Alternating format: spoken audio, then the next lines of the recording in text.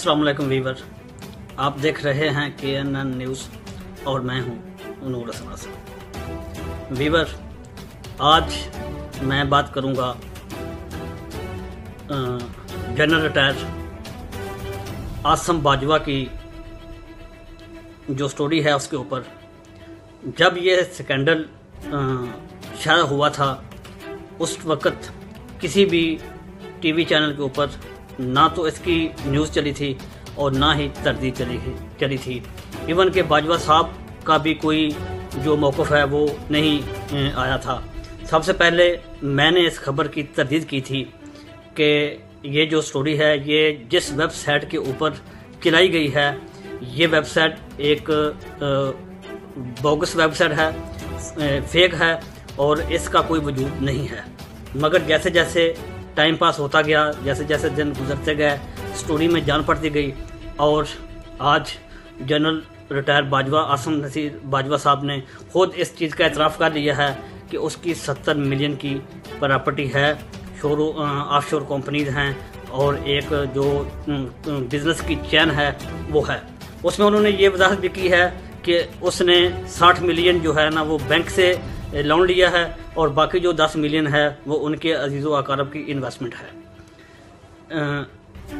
तो एक बात तो ये साबित हो गई कि USA में आसम नसीर बाजवा साहब ने इन्वेस्टमेंट की हुई है। एक मुहिब्बे वतन पाकिस्तानी होने के बावजूद उसने पाकिस्तान में इन्वेस्टमेंट करने के बजाय उसने भी दूसरे सियासतदानों, दूसरे जर्नलों और दूसरे जो सियासतदान हैं जो बैरून मुल्क अपनी प्रॉपर्टी बनाने को तरजीह देते हैं, आसम नसीर बाजवा साहब ने भी बैरून मुल्क अपना कारोबार सेटल करने की कोशिश की ताकि जब पाकिस्तान से जाएं तो वो बैरून मुल्क में रहकर अपनी जो ज़िंदगी है वो ऐशो इशरत से गुजारें। मैं स्टार्ट दिन से जब से मैं सहाफ़त से रिलेटेड हूँ, मेरी ये कोशिश होती है कि मैं जो इस्टेब्लिशमेंट है, जो पाकिस्तान के दफाई इदारे हैं, इनके ऊपर तनकीद ना करूं, क्योंकि अगर हमारे दफाई इदारे जो हैं वो मजबूत होंगे तो पाकिस्तान मजबूत होगा और पाकिस्तान मजबूत होगा तो हम आवाम की मजबूती होगी। मगर आज मुझे मजबूर कर दिया गया है बोलने के ऊपर कि आज बाजवा साहब ये कह रहे हैं कि मेरी 70 मिलियन की प्रॉपर्टी है उसमें 60 मिलियन जो है वो बैंक का लोन है और 10 मिलियन जो है वो मेरे जो भाई हैं या बेटे हैं उनका वो शेयर है। तो क्या जब ये सब पूरा एक शोरगुल बर्पा हो गया, एक प्रॉपर्टी जो है ना वो शो होगी, तो जब आसम नसीर बाजवा साहब ने अपने आप को पेश करने के लिए इस्तीफ़ा देने की कोशिश की तो इमरान खान साहब ने उसका इस्तीफ़ा महज इसलिए नहीं लिया कि मुझे आपके ऊपर एतमाद है और आप कंटिन्यू रखें, मैं आपका इस्तीफ़ा नहीं लूँगा।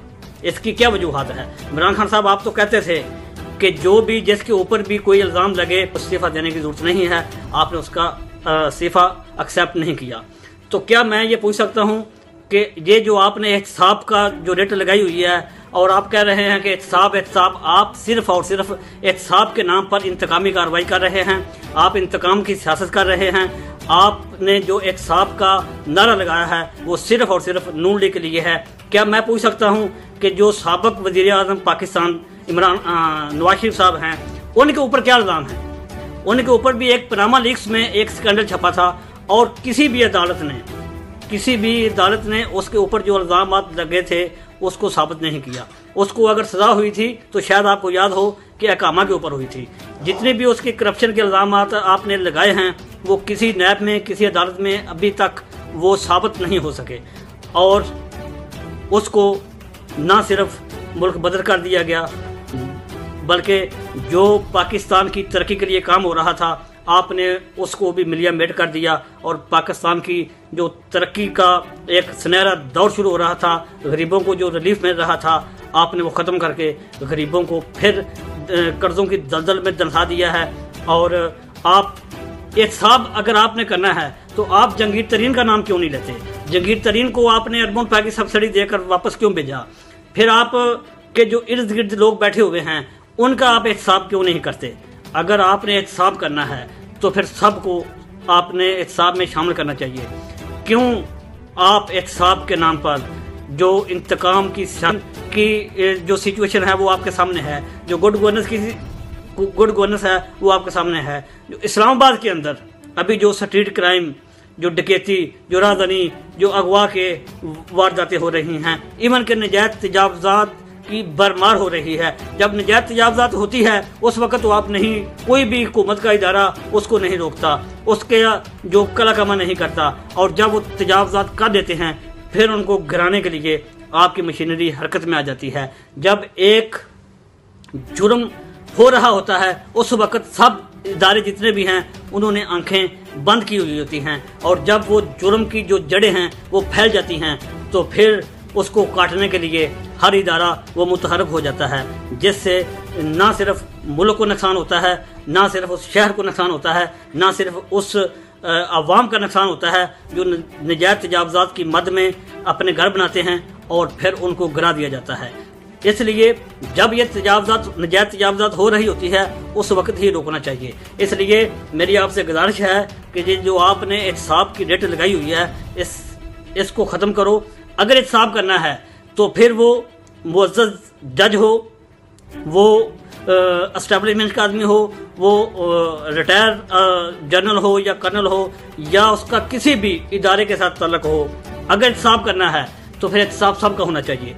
अगर इकामे के ऊपर सजा होनी है तो फिर जिन जिन के पास इकामे हैं उन सब को आपकी कबीना में बैठने का कोई हक नहीं है। अगर दोहरी शोहरियत के ऊपर आपने बातें की थी कि दोहरी शोहरियत जो है वो ख़त्म होनी चाहिए, तो आपकी कबीना के अंदर जितने भी दोहरी शोहरियत रखने वाले हैं, जिनके पास ब्रिटिश पासपोर्ट हैं, जिनके पास दुबई के वीज़े हैं, जिनके पास सऊदीया के अकामे हैं, उन सब को अपनी कबीना से अलग करके एहतसाब ऐसा करें कि लोगों को नज़र आए, ना कि सिर्फ और सिर्फ नून लीग का एहतसाब किया जाए और एहतसाब के नाम पर ये जो आपने ड्रामा किया हुआ है इसको बंद किया जाए, ताकि पाकिस्तान सही तरक्की की राह पर गामजन हो सके। और जो लोगों को वसाइल मिलने थे, जो लोगों के वसाइल सलब हो रहे हैं, जो लोगों के वसाइलों के ऊपर डाका डाला जा रहा है, जो गरीबों के हकूक़ के ऊपर अभी मैं किस टॉपिक के ऊपर बात करूं।